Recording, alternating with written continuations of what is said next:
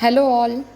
Now hope you have understood the concept of third part, that is right hand rule. Now we will move on to the next topic, that is concept of center of mass. Now for concept of center of mass, you first need to understand whatever the definitions I am giving in one notebook, and simultaneously whatever I have recorded and I have derived, that you have to note it down in your notebook with the accordance to the formula. So should we move ahead with our concept of center of mass? So can you recall का जो topic हम पढ़ने जा रहे हैं वो है centre of मास. हाँ, इसको अगर हम स्टडी नहीं करेंगे तो आगे भी नहीं बढ़ सकते.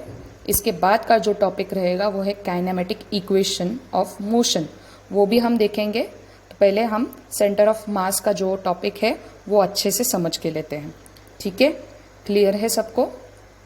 Should we move ahead then? तो एक नोटबुक में मैंने एक्सप्लेनेशन दिया है, उस नोटबुक का प्रॉपर आप एक बार जो है नोटिफिकेशन ले लीजिए और साथ ही अपने नोटबुक में जो भी मैं पॉइंट्स लिख रही हूँ साइमल्टेनियसली लिखना शुरू कर दीजिए. Okay, understand and right.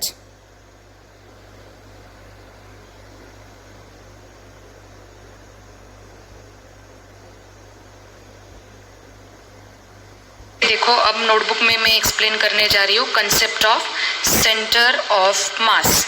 तो नोटबुक में जो मैं डायग्राम ड्रॉ करने जा रही हूँ उसको ध्यान से नोट कीजिए आप लोग कि मैं जो भी ड्रॉ कर रही हूँ, और साथ ही में जो भी यहाँ पे पॉइंट्स नोट डाउन करने हैं वो भी बताऊंगी मैं आपको one by one.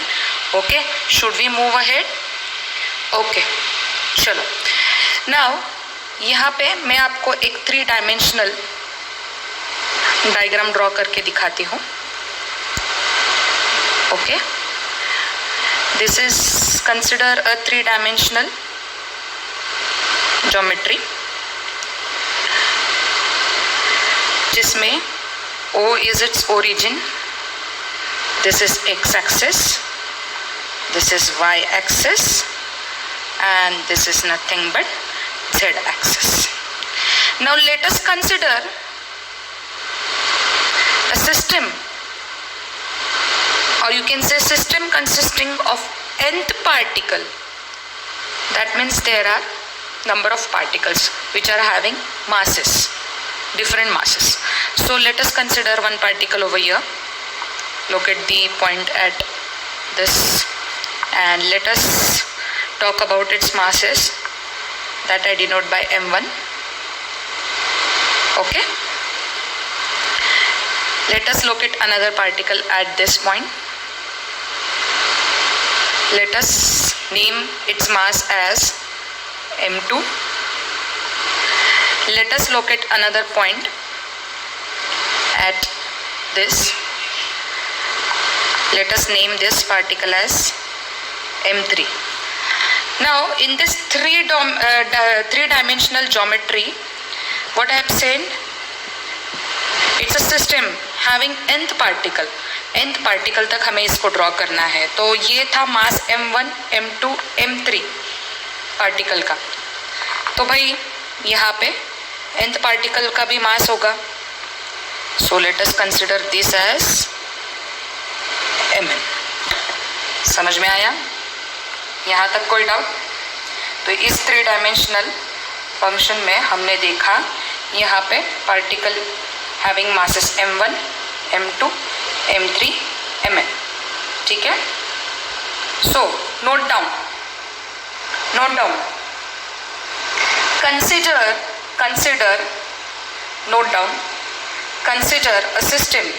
If you want, I can write it for you. Note down. Consider a system of nth particle,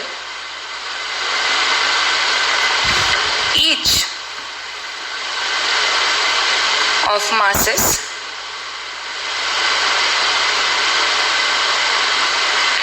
m1, m2, m3 dash dash dash up to mn consider a system of nth particle, each of masses m1, m2, m3 dash dash up to mn in 3-dimensional geometry. तो भाई अभी इस diagram में और एक चीज़ बाकी है जो हमें नोट करना है यहाँ पे. अब पार्टिकल के मासेस तो हमने नोट कर लिए, अब हम बात करते हैं इसके पॉइंट्स के बारे में. तो ध्यान दीजिए यहाँ पे. तो यहाँ पे पार्टिकल m1 के लिए, मास m1 के लिए consider this as position vector r1, this as position vector r2, this as position vector r3, same as that of position vector rn.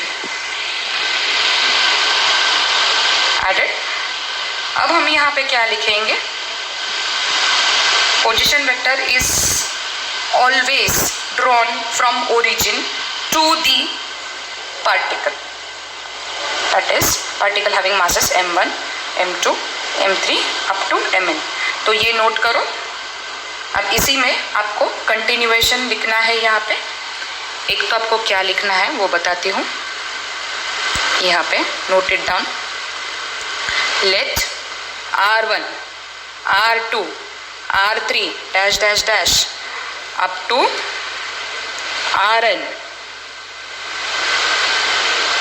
be the position vector, be the position vector of particle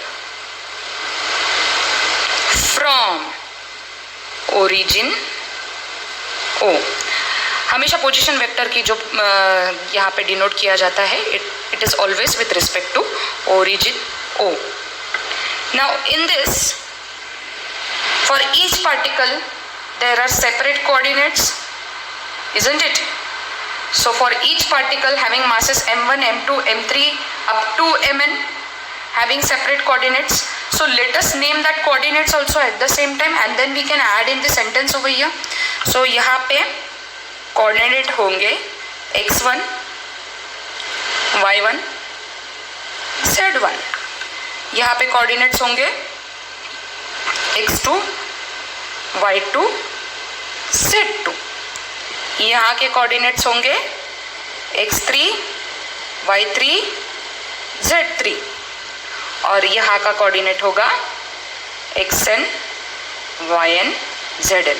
children इस diagram को draw करो अच्छे से. Draw करके जो जो मैं बता रही हूँ 1 by 1 उसको नोट करते चलो, ठीक है. तो यहाँ पे इसके कोऑर्डिनेट्स भी हमें मिल गए. तो note it down here. Note it down. Let x1, y1, z1, x2, y2, z2 and xn, yn, zn be the coordinate of particle of masses m1, m2, m3 dash dash dash up to mn. यहाँ तक point clear है? Any doubt in this? तो भाई अब हम सोच रहे हैं यहाँ पे, हम तो यहाँ पे टॉपिक पढ़ रहे हैं सेंटर ऑफ मास. तो भाई 3 डायमेंशन में इसका क्या काम है, इस डायग्राम में इसका क्या काम है? तो चलो भाई यहाँ पे सेंटर ऑफ मास को भी लोकेट करते हैं हम लोग यहाँ पे. जैसे कि अलग अलग पार्टिकल के अलग अलग हमने कोऑर्डिनेट्स भी डिनोट किए, अलग अलग पार्टिकल के अलग अलग मासेस भी हमने डिनोट किए हैं इस सिस्टम के तहत. तो सेंटर ऑफ मास को भी हम लोकेट कर लेते हैं. अब ये है ओरिजिन O, उसके तहत कोऑर्डिनेट्स क्या बनेंगे? 0 0 0, isn't it? अब यहाँ से एक पॉइंट में लोकेट कर रही हूँ. Let us denote this as centre of mass. Let us denote its coordinate as x, y, z और इसका यूनिट वेक्टर होगा आर। ठीक है, नोट किया आप सबने? Any doubt in this? Okay, तो भाई अब और हमें एक्सप्लेनेशन में और एक पॉइंट डालना है, वो है consider a centre of mass drawn from origin whose position vector is r having coordinate x, y, z। Clear? तो यहां तक का एक्सप्लेनेशन इस डायग्राम से रिलेटेड क्लियर हो गया। चलो अब इसका वेक्टर फॉर्म देख लेते हैं, किस तरह से वन बाय वन हम इसको सॉल्व करते हैं वो भी देखेंगे। ठीक है, चलेगा? Should we move ahead? Okay, now for position vector r1 having coordinates x1, y1, z1, r1 for x1, y1, z1, note it down, with respect to center of mass having coordinates 0, 0, 0, okay, so is equal to x1 minus centre of origin का हमारा यहाँ पे with respect to origin है, तो यहाँ पे coordinates क्या है? 0, so for x1 also it is 0, I plus x2 minus 0, j plus x3 minus 0, k। कुछ याद आया? तो यहाँ पे आई जे के, ये क्या है? आई जे के is nothing but the unit vector. इसके सिवा तो ये हम सॉल्व भी नहीं कर सकते। आप लोगों ने स्केलर्स एंड वेक्टर्स टॉपिक में पढ़ा ही होगा। तो आई जे के, इसको आप लोग आई कैप, जे कैप, के कैप बोल के भी लिख सकते हो, नो इश्यूज। ठीक है, तो आई जे के is nothing but these are the unit vectors along x, y, z axis. Note down that. Okay, so my value for r1 will be x1 I plus,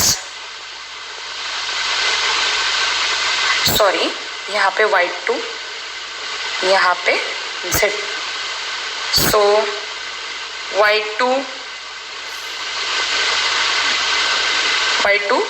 j plus, sorry, y1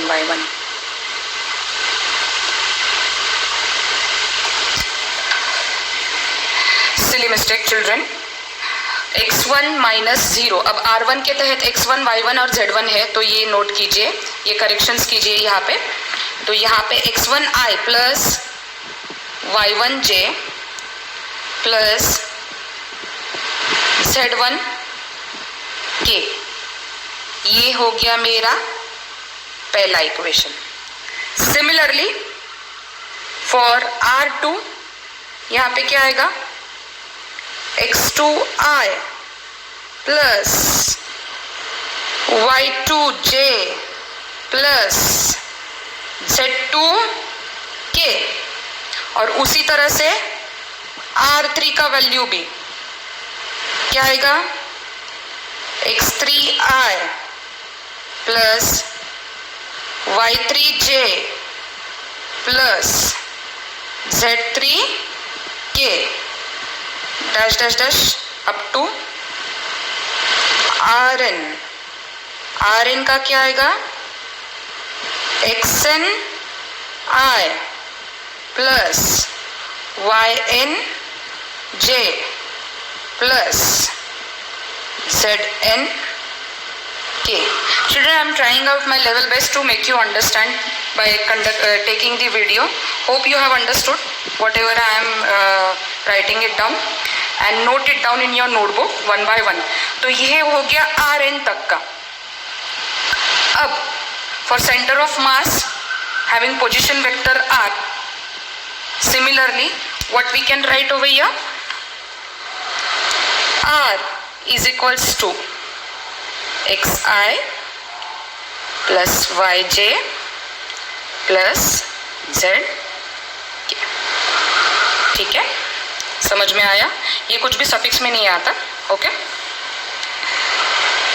now we can see we have got the position vector के values with respect to the coordinate and its unit vector.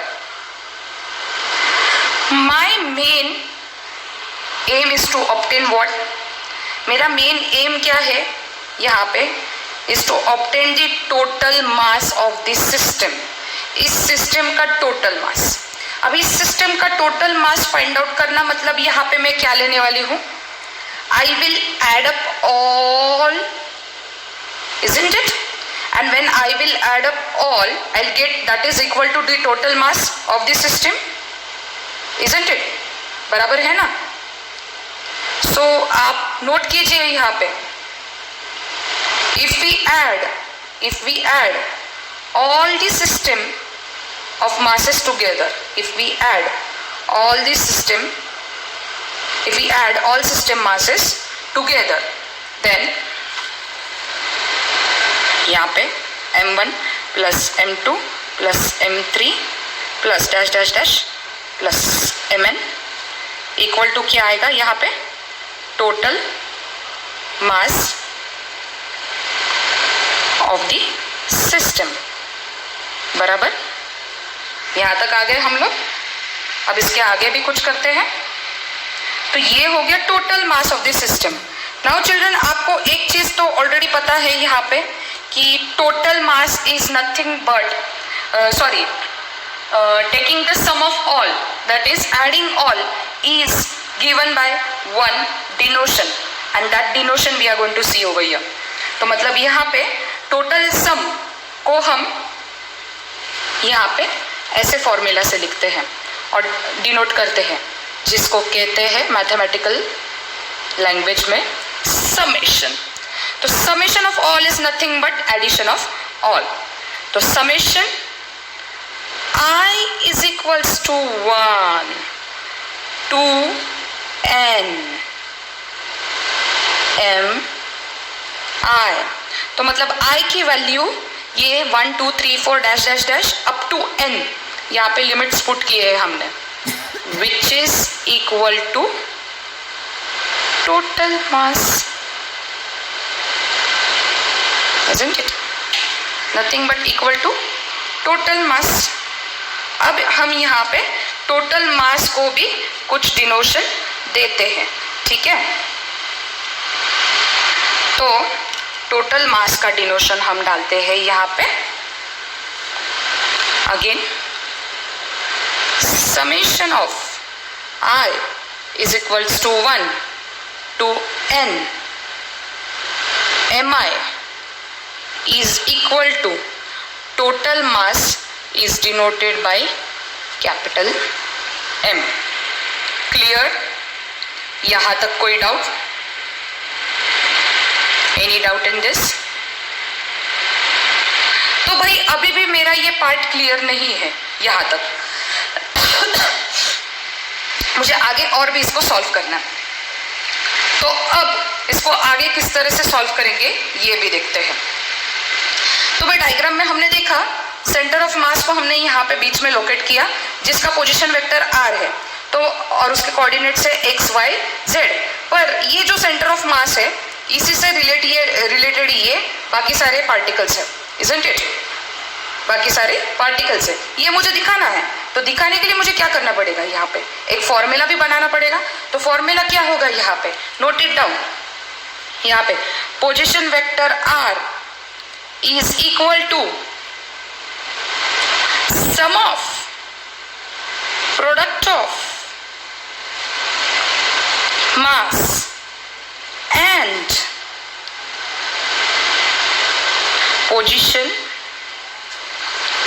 vector of each particle divide by nothing but total mass of the system. तो यहाँ पे sum of the product of mass and the position vector of each particle will be denoted by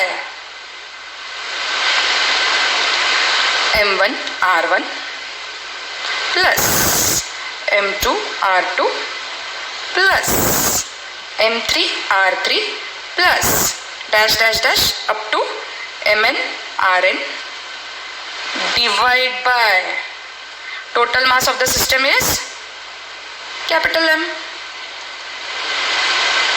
लिखा यहां तक. तो यार R is equal to, अब मैंने थोड़ी ही देर पहले आपको बताया था, taking the sum of all is nothing but can be denoted by और can be denoted in mathematical terms as summation, and summation is nothing but sum of all. तो क्या आएगा यहाँ पे हमेशा की तरह I is equals to 1 to n. अब यहाँ पे क्या है, m है, r है, ये 1 1 2 2 3 3 n n तक है. तो यहाँ पे मैं लिख सकती हूँ, दोनों के सफिक्स वेराय हो रहे, तो यहाँ पे I r I divided by m. Clear? यहाँ तक कोई डाउट? Any doubt? अब क्वेश्चन यहाँ पे अराइज होता है कि अगर ये origin itself is a centre of मास, अगर ये origin itself is centre of मास, तो भाई मेरी पोजीशन वेक्टर की वैल्यू जो r है वो क्या होगी यहाँ पे? तो नोट करो भाई यहाँ पे, if origin itself is a center of mass, then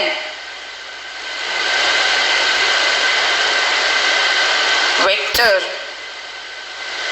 r is what? 0. तो भाई यहाँ पे vector r is equal to क्या आएगा? 0. अगर vector r is equals to 0 है तो summation of I is equals to 1 to n mi ri is equal to 0, and this is nothing but it denotes as moment of mass. So this is nothing but what? It's moment of mass. यहाँ तक कोई doubt? तो note it children.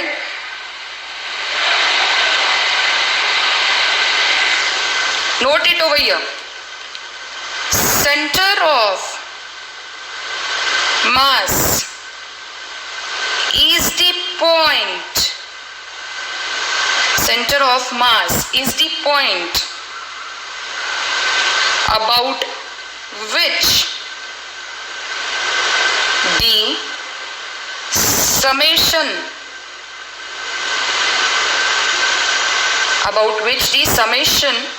of moment of mass, about which the summation of moment of mass in this system is 0. Clear? यहाँ तक कोई doubt? Any doubt in this? Note कर लेंगे.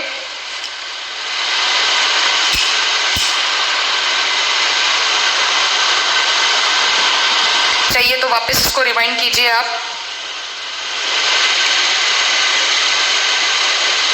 ठीक है? तो सेंटर ऑफ मास का यहाँ पे हम डेफिनेशन लिख के लेते हैं। सेंटर ऑफ मास का डेफिनेशन लिखो यहाँ पे। तो भाई सेंटर ऑफ मास, इसका डेफिनेशन लिखो यहाँ पे। The point eight which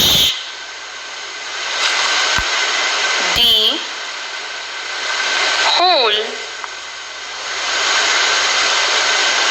mass of the body is supposed to be concentrated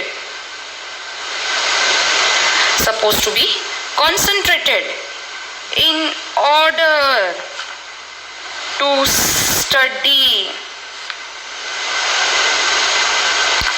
the motion of body due to external force accordance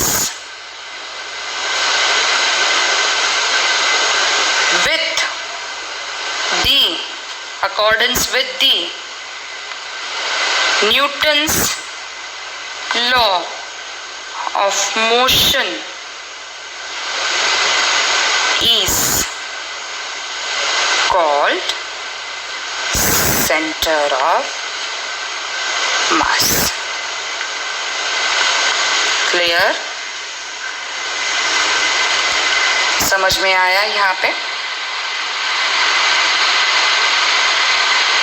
So in this way we have defined center of mass. तो आपके diagrammatic representation के हिसाब से यहाँ पे this is the point at which the whole mass of the body is concentrated at the center. Okay, whole mass of the body is concentrated at the center, and just this is something which is related to the Newton's law of motion. Okay, is that clear?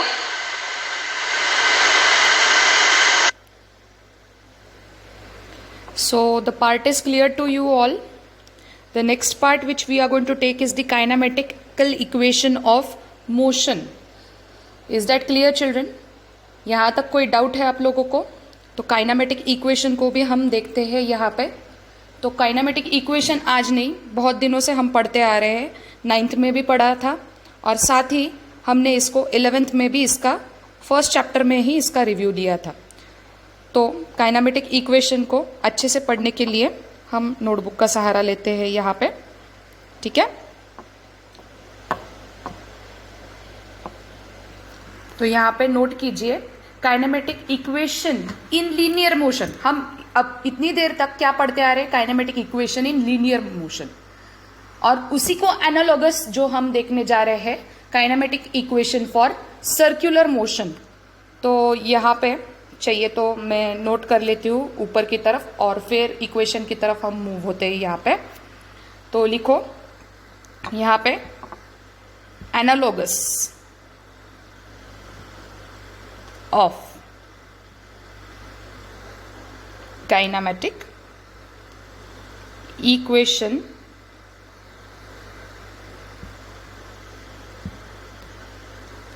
with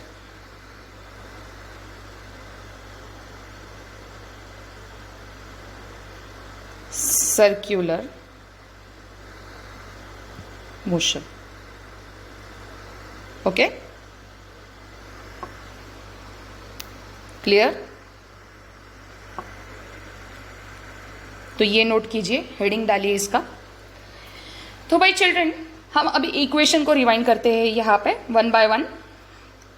तो first kinematic equation के बारे में जो हम बात कर रहे हैं, kinematic equation in linear motion के बारे में बात कर ले।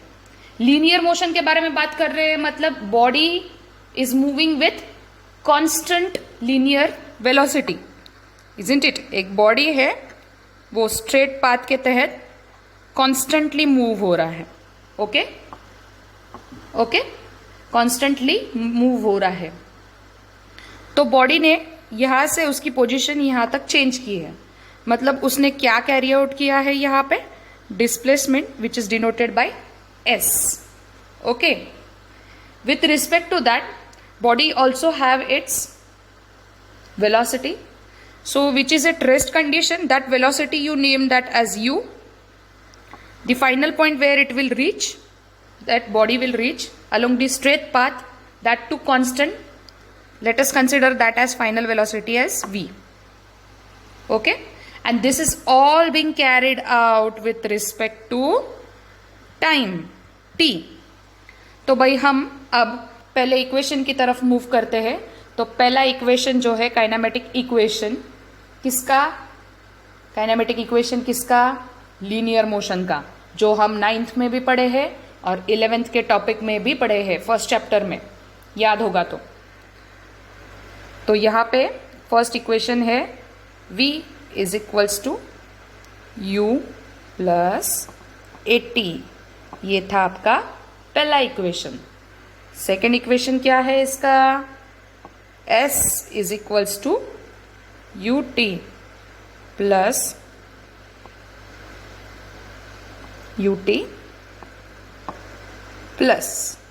Half at square. ये था सेकेंड इक्वेशन. अब इसका थर्ड इक्वेशन क्या बनेगा फिर? v square is equal to u square plus 2as. Note किया चिल्ड्रन? इसको नोट किया इस इक्वेशन को? तो ये जो इक्वेशन है ये हमने किसके लिए देखा? Equation for linear motion. अब हम जो इसका एनालॉगस देखने जा रहे हैं, that is equation for circular motion. उसके डिनोशंस भाई इससे थोड़ा अलग है नोटेशन, पर फॉर्मूला जो है वो एक जैसा ही रहेगा. वो कैसे बात करते हैं? पहले डायग्रामेटिक रिप्रेजेंटेशन को देख ले हम यहां पे.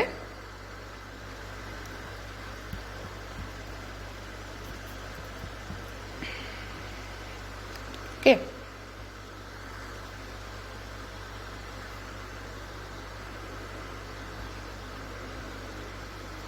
तो यहाँ पे हम डायग्रामेटिक रिप्रेजेंटेशन की ओर देखते हैं यहाँ पे पहले, फिर हम इक्वेशन को नोट करेंगे वन बाय वन, इसके एनालॉगस.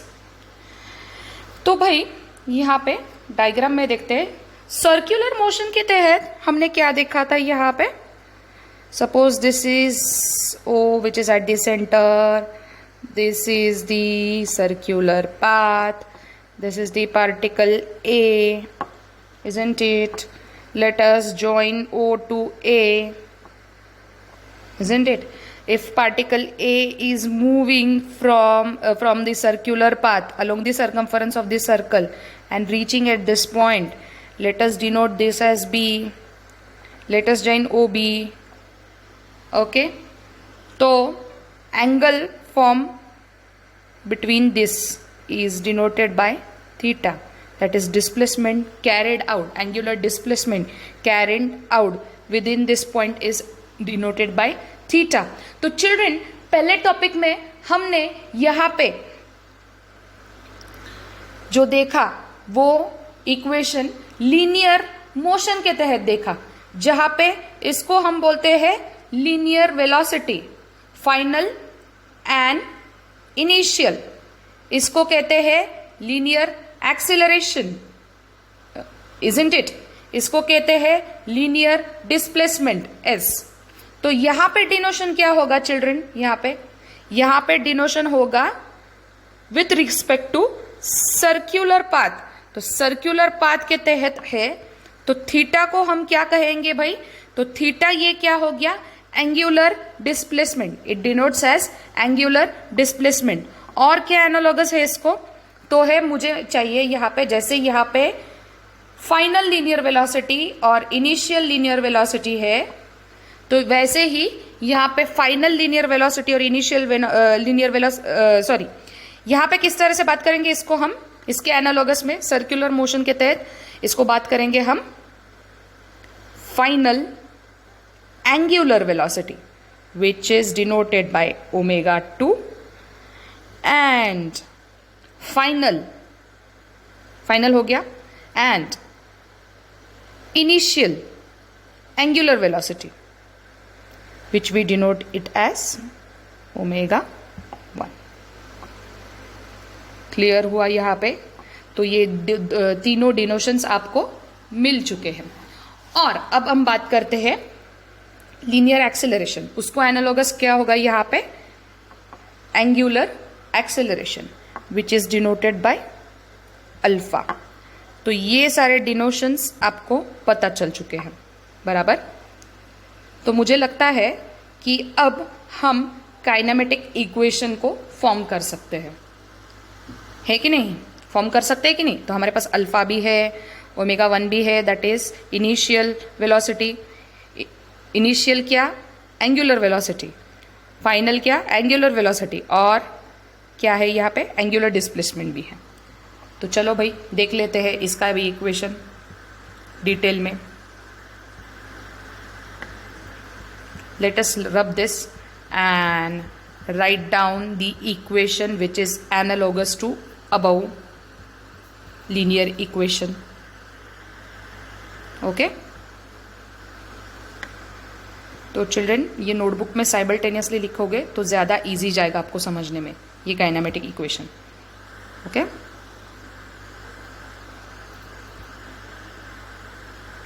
ठीक है, चलो लेट अस मूव ऑन। तो अभी इसका एनालॉगस भी देख लेते हैं। तो पहला इक्वेशन क्या होगा इसका एनालॉगस में? तो v है यहाँ पे, v is nothing but in circular motion is represented as omega 2 which is equal to u है। तो ये है क्या है? Initial linear velocity. तो यहाँ पे initial angular velocity is denoted by omega 1 plus at है, a is nothing but over here linear acceleration. What I will mention here it as angular acceleration which is denoted by alpha t. ये हो गया मेरा पहला equation, समझ में आया? अब दूसरा equation, let us take the second equation. अब यहाँ पे linear displacement which is denoted by s, यहाँ पे इसके एनालॉगस में क्या आएगा? angular displacement which is denoted by theta which is equal to, यहाँ पे क्या है? U t plus half a t square. U is represented as your initial linear velocity और यहाँ पे होगा omega 1 t plus 1/2 alpha t square. Third equation क्या आएगा? I hope you have understood कि अभी डिनोशंस क्या क्या डालने हैं हमें यहाँ पे। थर्ड इक्वेशन क्या आएगा यहाँ पे? जैसे कि यहाँ पे फाइनल लीनियर वेलोसिटी, यहाँ पे आएगा final angular velocity which is denoted by omega 2 square is equal to क्या आएगा यहाँ पे? Omega 1 square plus 2 linear acceleration की जगह पे एंगुलर एक्सेलरेशन 2 अल्फा और s के जगह पे क्या आएगा यहाँ पे? Angular displacement that is theta. तो ये हो गया equation for analogous of kinematic equation with circular motion. Note down कर लो। आज के लिए बस इतना ही। और जो भी मैंने सेंटर ऑफ मास से रिलेटेड आप लोगों के साथ नोटबुक में डिस्कस किया उसका डेफिनेशन लिखा, साथ ही आपको मैंने काइनेमेटिक इक्वेशन समझाया, उसको अच्छे से समझ के लेना, समझ के नोटबुक में अच्छे से कॉपी करना, क्योंकि चिल्ड्रन ये बेसिक कंसेप्ट्स क्लियर ना होते हुए हम आगे भी नहीं बढ़ सकते। ठीक है? Is that clear? सबको क्लियर हुआ ये बात? और कोई भी डाउट हो तो वापस इसको रिवाइंड करके देखो, and apart you can talk personally also. Thank you.